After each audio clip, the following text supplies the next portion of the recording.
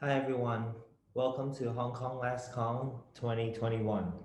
So my name is Wesley Wong and I am a strength and conditioning coach for the Hong Kong Lacrosse Association.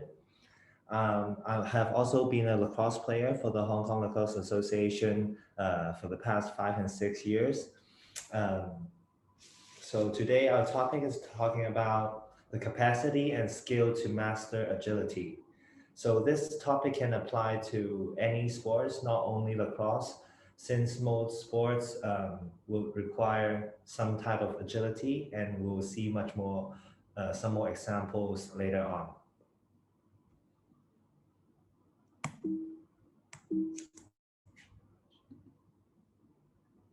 So first, as we're a lacrosse association, so we're going to look at some examples from lacrosse dodges. So when we talk about like agility, all right, so there's something that we have to see in common in these few slides. Um, so you see the offensive player is running towards the defensive player, have a planned step, change the direction, and then accelerate to make his shot. So this is a lacrosse shot and a lacrosse dodge. So next, when we look at a rugby size step, we can see similar things. So same, the offensive player with the ball running up to the defender, has some deception going on, plan and accelerate at the same time. So when we look at people's side step, people dodge, there are usually a few things that I would look at. First is the angle. How sharp are they changing the direction? Secondly, is the change of speed. You'll see some players would run in slightly slower so that they can change their speed really sharp once the planned step happen and accelerate to create the separation. All right, and the last thing, it would be deception. All right, so when they are squaring up the players, when they're before the planned steps and things happen, um, what are they doing to decept the defenders? Okay, so these are a few major things that I would look at. And as we see, even in different other sports, no matter it's basketball, lacrosse, or rugby, or American football, when there's like a side step, cutting step happening, like the biomechanic and the step is quite similar in different sports. So when we try to define agility, we often hear of the term change of direction. So in this presentation, we have to make them really clear, the differences really clear. So in change of direction, from here, what we mean is the skills and abilities needed to change movement direction, velocity, and modes. Okay, so the change of direction part, we usually can understand. And change of velocity is something that I mentioned, and we can see it in all these steps and dodges. So approaching, decelerating, plan step, accelerating, the velocity keep changing. Okay, and in terms of modes means like crossover steps, side shuffle, forward sprint, like curving sprint. So all these are different modes of running, but in a real game situation, you would change from modes to modes. You won't always run straight line the whole time. There are some times that you would start from a side shuffle towards a forward sprint, or you can like end up in a back pedal and then forward sprint again. So to change different modes, velocity and direction, that's what we mean generally in our change of direction. So for agility here, it requires something more than just changing the speed, direction, and modes. We have to have a response to a stimulus. Okay, so what this means is when we look at agility, I would see change of direction and change of direction speed under agility umbrella, because agility also involves a perceptual and decision-making process. So we are reacting to either our defender, our teammate, or the other opponents. There are so many things that are happening in an environment, especially in a sports game, that we have to consciously make a lot of different decision making. To have these skills, all right, so we need to have good visual scanning, anticipation, the knowledge of the game and situation, and pattern recognition. Is this pattern has been practiced before, or is a new pattern for you? Have you recognized this pattern from practice or previous games, so you can make a decision to make a move? So with these factors in it, then we call it agility. So now, the first part of our presentation will focus a little bit more on the change of direction part in terms of biomechanics, what is the physical demands of like being able to have a good change of direction speed. And the later part of this presentation, I will talk more about agility. How can we train that and transfer it onto the field? So there are common things, as we said, in even different sports and different steps. For lacrosse dodges, for rugby side steps, for American football, like different jukes or sidestepping, same thing. So in general, we kind of divide it into preparatory phase, a plant step, and a acceleration phase. So as we see in the short video here for the lacrosse player, he run up to the defender, and that is the preparatory phase. At that moment, he tries to square up the defender, not letting him know where I'm going yet until the very last moment. And you have like an aggressive and fast plant step to accelerate to one direction and create the separation. So when we look at the photo on the bottom right here, then we can see Lau Thompson, a very famous lacrosse player. He is doing a plant step. So this photo captured right at his plant step from a left to right dodge. Okay, so we kind of look at his feet, his hips, look at all those angles, and we can compare it with other sports. So here's the same thing from rugby, even though the video is the same as previous ones, and we still have those three phases. And the bottom right here, same, we can have a photo of a plant step. It's going from his right to left. So what we can notice here is the angle of the foot and what is the trunk doing at that moment. Since the trunk plays a really big role in determining your center of mass, if your trunk control is not good enough, even though if your feet is fast or you have a fast ground reaction time, you won't be able to control your side step because of your trunk. So last one, same thing in basketball, when you see a crossover, a jab step. So that for the plant step to happen, you can see it's planting quite far out, and then control of the trunk to ready for re-accelerate to the other direction. So these are all these common things whenever we think about agility in sport. So they're all reacting obviously to the defenders. In most of these three videos, we can see a one-on-one situation, but in most elite cases, they would make decision also based on everything that's going on the field, where the other opponents are, where his teammates are, what is the goalies doing, instead of only focusing on the one-on-one. Because if he beat his one-on-one right here, he can still run into trouble if he didn't see the whole field. So when we ask athletes how to describe the side step or dodges or evasion, there's a really interesting one that I saw. It's from England rugby, women's rugby player, Danielle Waterman. So she described the preparatory phase as keeping the ball in two hands, allow you to manipulate defenders so you can pass, kick, or run. And they have to make a decision as to what they think you're going to do. So she basically described before the plant step happened, what you're trying to do is to all those deception and not letting the defender knowing what's happening. In general, this phase, people would decelerate a little bit, to have like an aggressive plant step. So even with her description here, she described it pretty well. And for the plant step, it's all about controlling your trunk and limbs as you transfer your body weight. As we talked about earlier, the trunk control can be really important because if our trunk is out of place or it's not controlled, we're not controlling our trunk well enough, then our center of mass can play into a disadvantage.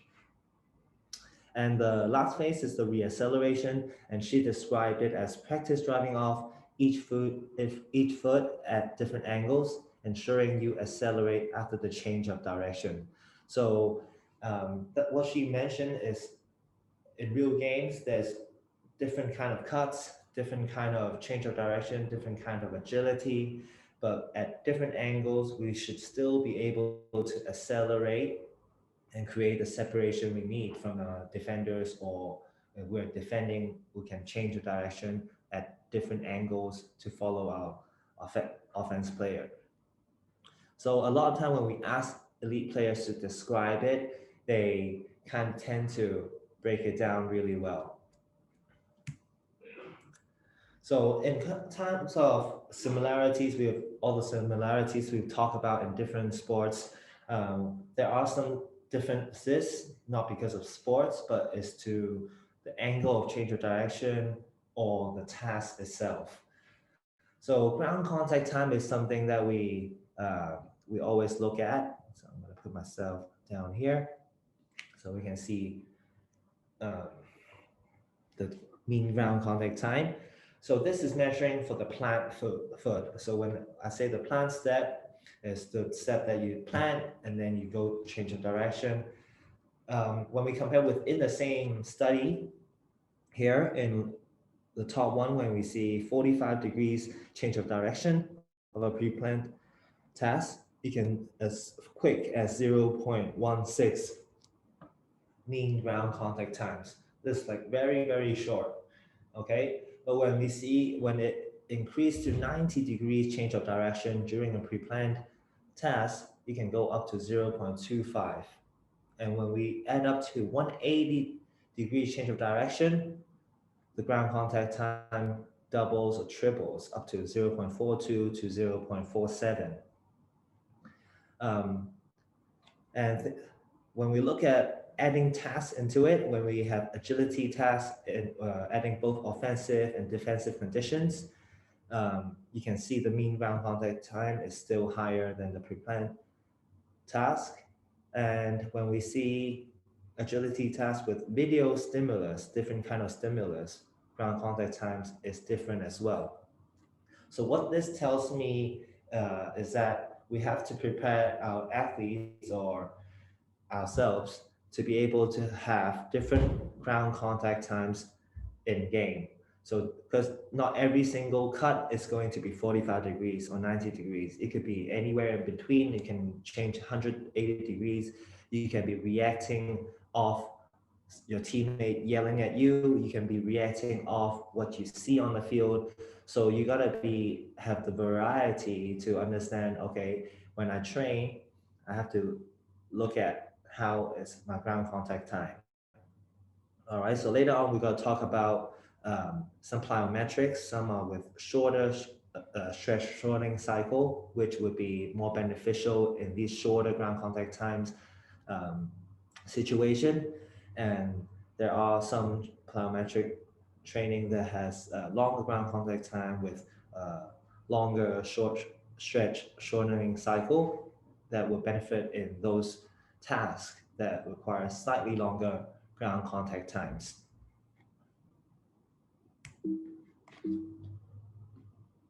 Yep, so other than ground contact times, obviously there are a lot of other demands when we talk about change of direction. So one of the prerequisites that we look at is definitely mobility. When we look at all those photos and videos just now of different sports, we can see the mobility requirement in different joints is crucial, because if my ankle doesn't allow me to go into that angle, then I can't even plant that step steadily. So it depends on where our plant step is, depends on the angle of the change of direction. Our ankle, hip, and thoracic spine will require a different degree of mobility. All right.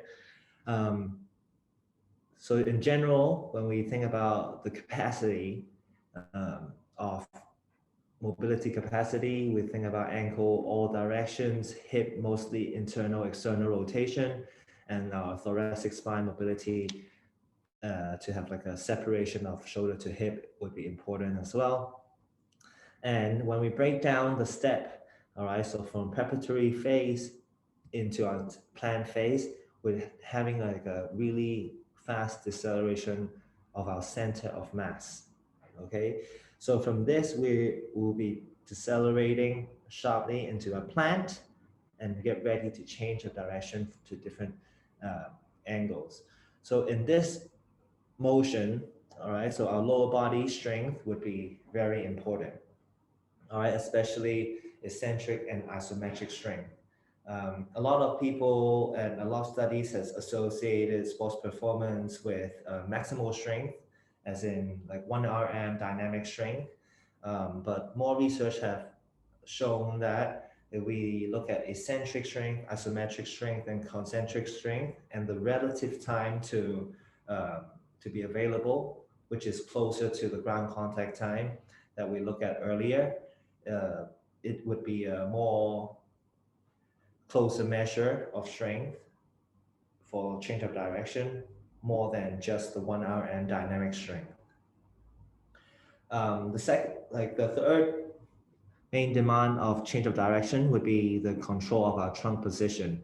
As we said earlier, the trunk position controls our center of mass.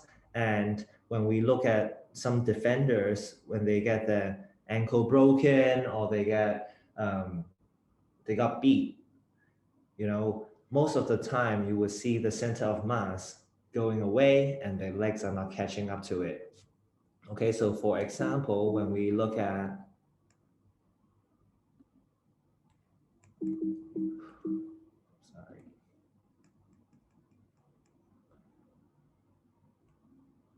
yes, so when we look at the defender in this position from this video, all right, when he got beat, his trunk lost control. So he can only keep going to the right instead of changing direction. So the trunk control our center of mass, and once our center of mass is out of our control, then we can't really effectively change the direction. How do we train these core strength and trunk control? Is through mostly high axial load, lifting, lower body weight, and some anti-extension, anti-rotation, and rotation work with either med ball or different bands. All right, and the last part, as we talk about, is the acceleration of center of mass. Okay, the ability to accelerate after planting at different angles. So when we mention different angles a lot, so since in a real game situation, we'll never just accelerate straight line or completely 90 degrees from the side. So we in training and practice, we have to have the variety in it. And when we talk about acceleration, it's a lot more about concentric strength in terms of our strength work. And general acceleration work on the field would help a lot too from different angles. So when we talk about all these training to fill the demand of change of direction, when we look at like a force velocity curve, a lot of people might have seen this before. And the left side of the spectrum is the highest force, lowest velocity, which means we're lifting some really heavy weights, but really slowly. And to the right side of the spectrum is really lightweight, but we're going as fast as we can. Okay, so if we can have most of our exercise fill through this force velocity curve during a season or a full periodization in our program, then we can say we have hit pretty much most of the thing we need to become like a fast change of direction capacity. We mentioned eccentric, isometric, and concentric strength. These can be linked towards the left side of the spectrum, where it's higher force, lower velocity. And when we move down tiny little bit, it can be some Olympic weightlifting or some loaded jumping. And when we go slightly lower down, when it's speed strength, we can see some examples here, like a sled sprints or jump squats. When we go down to plyometrics, we can also always do some with longer ground contact time, which is a longer stretch shortening cycle, and also some with shorter ground contact time, which is like a shorter stretch shortening cycle, such as like a pogo jump. This would be like a shorter ground contact time. And obviously, to practice pure change of direction at high speed in practice, then that would be the widest end of the spectrum. So make sure throughout the year, throughout the season, throughout the periodization, we're not only leaning too much on one side of the spectrum, but to hit every spot on this force velocity curve would be very beneficial to build the capacity that you needed for a fast change of direction speed. Okay, so something by Dr. Sophia Nymphius said this in one of her presentation is that you can't use something you don't have, but just because you have something doesn't mean you use it.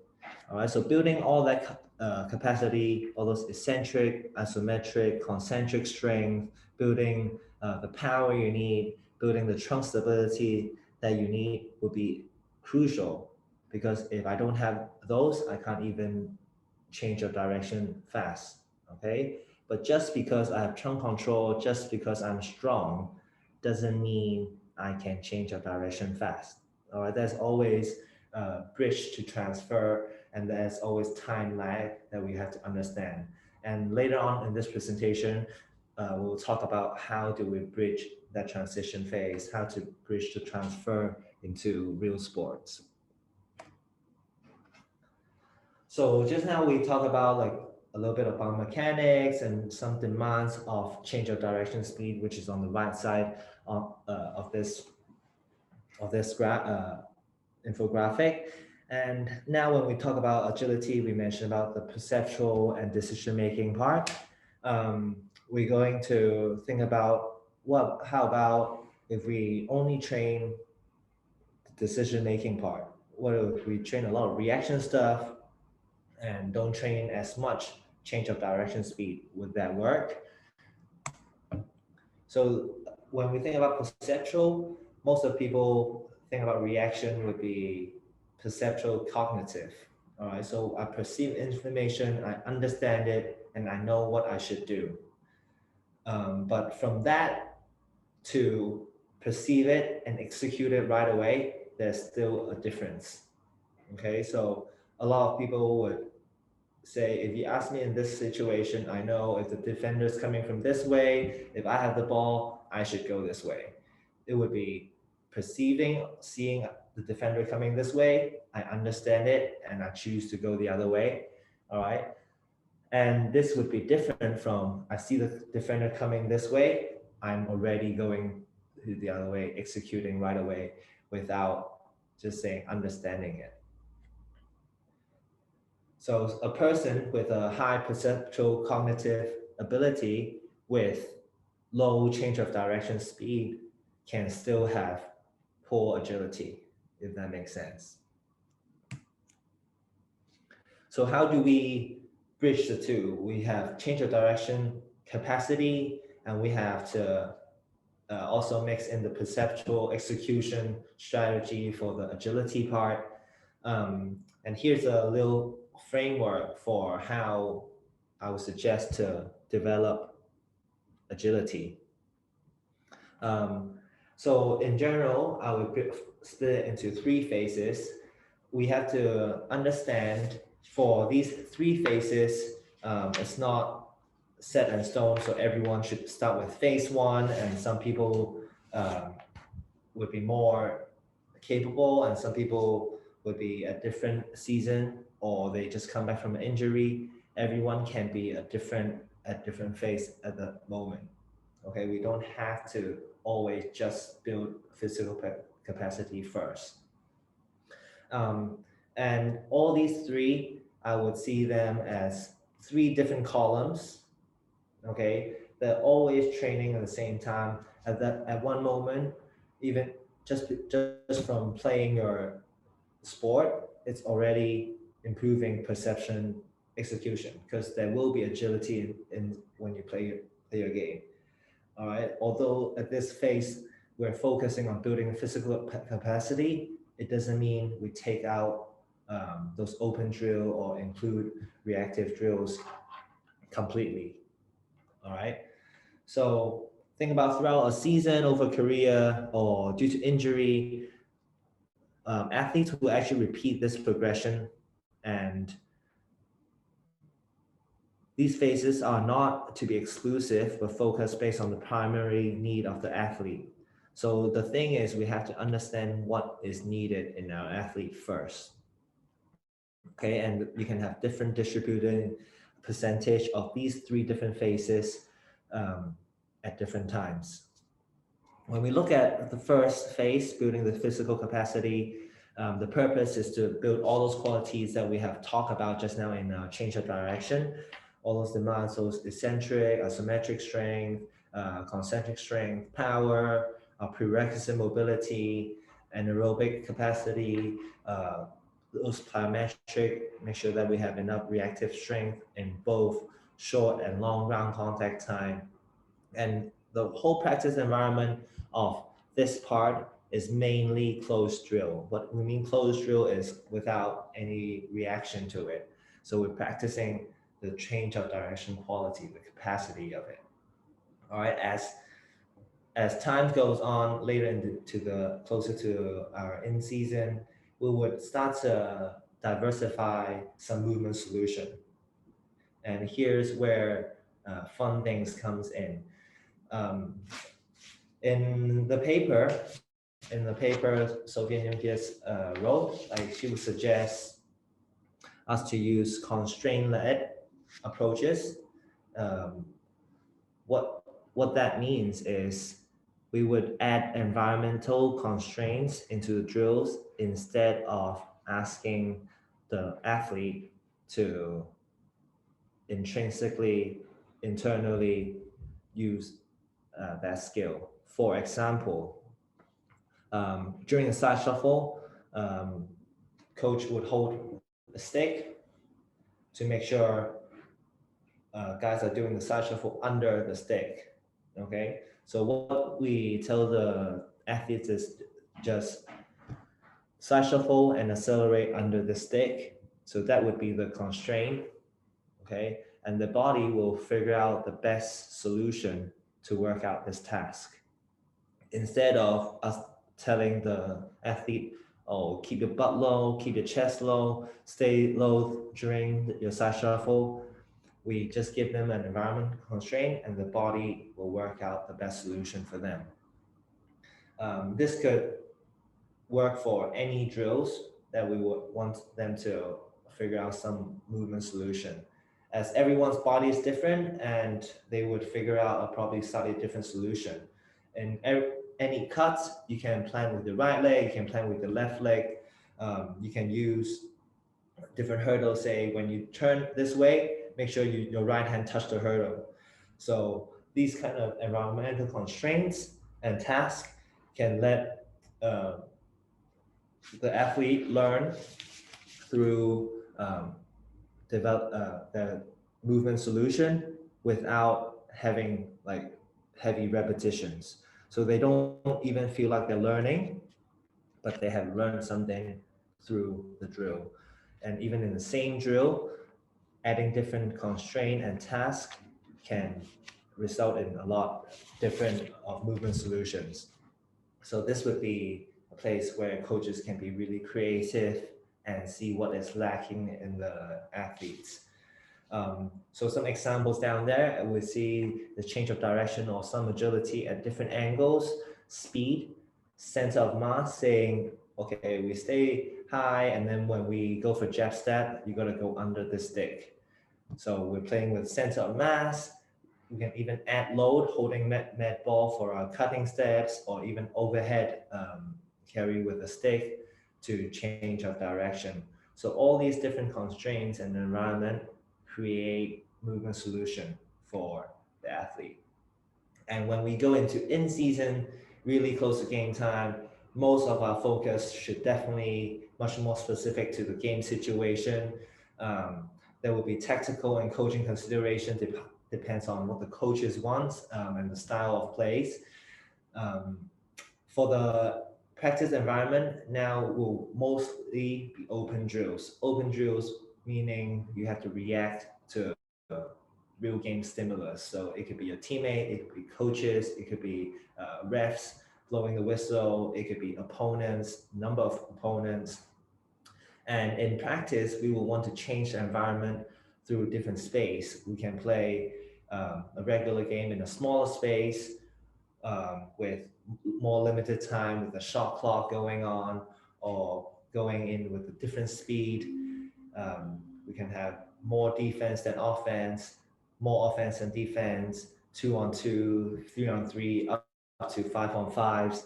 And we can even add different rules, saying you got to make 4 passes before you shoot the ball. So all these little things, which is really similar to game, can actually help with all our perceptual execution ability. So when we go back to this page, perceive and understand would be us talking about theories, okay? But once we get into in-game, we want to change the perceive to execute, which is on the far right continuum here. All right, as the time goes on from left to right, there will be increased amounts of contextual interference with training drills, which means that we might not be doing some isolating change of direction drill. We won't be doing some isolating just spin drill. We would blend all the drills into practice and talk with sports coaches and how to implement all these in-game context into our agility. Okay. So everyone will have a different transfer of training. Okay, we have to consider the dance between improving physical capacity and the ability to learn to utilize this capacity inside a skilled movement. What this means, I would say, is change of direction, speed, like all those demand of it. If we improve it, we can be faster and change of direction. All right, but from change of direction speed to understanding the game, to making the right decision, to foresee and anticipate, to use that change of direction speed inside a sport, inside a game, is the time needed to do that is different for every single one. All right, so we have to always go back to this continuum. If they're not getting it, we might back up a little bit, keep focusing on this, and then we can move on to the right slowly. So everyone's progression can be different in this situation.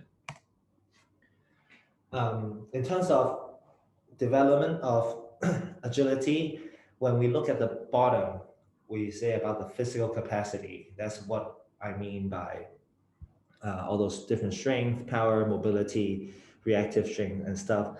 And most athletes in this world, if you want to be better in agility, keep enlarging this physical capacity would help, okay? Because there's not many a time that unless you're elite athletes, if you're amateur athletes, not many of time you will find someone that's actually strong enough or powerful enough. They have like a really good reactive strength index. So keep improving this physical capacity to perform will definitely slowly help the things up there if you are doing the transfer of training. So when we say transfer of training is when we're talking about change of direction mechanics. Can we control a trunk even in a sharp deceleration? Can we accelerate with the right angle? When we look at our shin angles, are they really accelerating, or do we still shin angles still upright when we accelerate? This would be where the transfer of training be happening. And when we go up a little bit more to situational change of direction, then this is already, I would say, agility. So it would be much more like one-on-one situation, two-on-two situation, but you still got time to prepare. All right, so you're running into a defender, you're making your move, you got time to prepare for it. And the last case would be worst case scenario.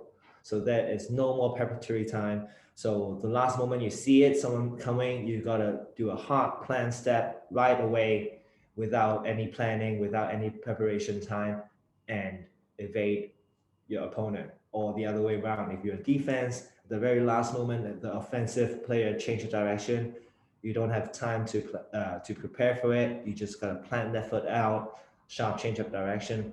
This would be the worst case scenario, but we have to be prepared for it. So the goal here is actually to be able to change of direction despite the position you find yourself in. Not only when I get to choose the position I'm in. All right, so this is from the situation change of direction up to the worst case scenario. A lot of people can be still good at situation change of direction, but most injury and things happens in worst case scenario when time is an important factor. So when we think about training, the more I can anticipate, the more I understand the game, the more I understand my teammates and opponents, the more time you would have, then you will be able to perform better agility maneuvers, because it becomes more of a situation change of direction to you. But if you haven't seen, you can't anticipate well enough, if you don't understand the game well enough, even though you have a great change of direction speed, a normal offense defense one-on-one situation can be your worst case scenario, and you can still find yourself not fast enough. You can find yourself making wrong decisions. You can find yourself easily get injured. So one of the last thing here is we talk about programming as an S&C coach. It is hard here because we have to talk about change of direction and agility tests, which can be another separate topic if I want to present on it as well. So today we're not going to dive that much into agility tests or change of direction tests, but to be able to have a good programming for the athlete or the team, basic need analysis, just like any other programming, is definitely needed. So we have to identify the strength and weaknesses. So for example here, this is an example. When we see the strength is unloaded, stretch shortening cycle, which means this person do well in like pogo jump, repeated jumps, all right, and he's well in leanness, speed, and perceptual cognitive component. So I would describe this person as very springy. Okay, so without any load, he can have really fast ground contact time, and he's really fast linearly. All right, but his weakness would be maximal strength, loaded stretch shortening cycle, and change of direction while high braking. What this tells me is when we're doing those bigger degree of change of direction, let's say 90 degrees to 180 degrees of change of direction, which involves a higher amount of force braking, he has much longer ground contact time. And those loaded stretch shortening cycles means in like a loaded barbell jump, his ground contact time is much longer and his maximal strength is lacking. Okay, so once we identify the strength and weaknesses, then we can put on our focus on both in gym and on field. So in here, we can obviously the gym focus would be maximal strength. And I would say even more so for eccentric and isometric strength, because his change of direction when high braking is his weakness, okay? The secondary focus would be his loaded jumps, loaded stretch running cycle. So if he can get his longer ground contact time into slightly shorter and still be able to produce same amount of force and power, then that would be great. And on field, we will work on a lot of deceleration, even from drop jumps, from linear sprints, and like sideways deceleration. And most of these things we talk about just strength, speed, and absorption. We always have to think about multi-directional. So even strength work, we have to not only think about one dimension. All right. So in this situation, when we have a plan for him, you can see the examples. All right. So he is still probably in his first block where he has to work on a lot of change of direction, and there will still be some type of perceptual cognitive. As I said earlier, you will never just do one part and not do the other. It's all like a dial. So in block one, we might do more of change of direction, pre-planned change of direction. And in block three, we might do a little bit more of perceptual cognitive work, which requires stimulus and reaction. But we would never only just do one and not do the others. Okay, so building up the whole continuum, it's important. So some example drills for this person would be deceleration to lunge position, working on high braking force, lateral bound to sprint. It would be same lateral braking force into propelling yourself into acceleration, lateral shuffling with height, which means they use a rope as task constraint. As I said earlier, instead of just telling them, oh, keep your butt low, keep your center of mass low, you use a rope just as a task constraint, and they work it out perfectly with the body. And the last one is jog to stop, and it's in response to a stimulus of choice. It could be whistle, it could be someone waving the hand, it could be a defender running in. So you can vary all these stimulus to create the variability for the athlete. And we think about longer term programming, we would have like different blocks at different periodization. We have to understand the season. When we're far away from competition, we might build a lot more capacity and base. As we go towards our in-season and closer to our event, we would definitely have to do much more of in-game situation requires the agility. One thing I see a lot of coaches doing is when they think about agility, when they think about stimulus, it's mostly in a 1v1 or one-on-one situation, just like what we saw in the videos earlier. 1v1 is very useful. I would say very useful, but we should not neglect the importance of understanding the whole game. So in this part, okay, when we all the way to the right, when we improving our perceptual execution, we should not be limited to only one-on-one. So we can play with field size, number of offense, number of defense, make sure the players are used to any situation that could happen to the game. And once the worst scenario come, it won't become a worst case scenario. They feel like that jab, that planned step is not as strenuous or as unexpected. So every situation becomes what you can anticipate, and you gotta have time. You have time to make your move and decision. Then you will be able to have fast agility, fast first step, fast side step, and break some ankles. So here are the references that I usually use for this presentation. So the book of Advanced Strength and Conditioning and Essentials of Strength and Conditioning are the two major books that I got most of my research from. And Dr. Sophia Nymphius has a lot of papers and research in change of direction and agility. So if you guys are interested in this area, feel free to read his literature and books. Thanks so much, guys.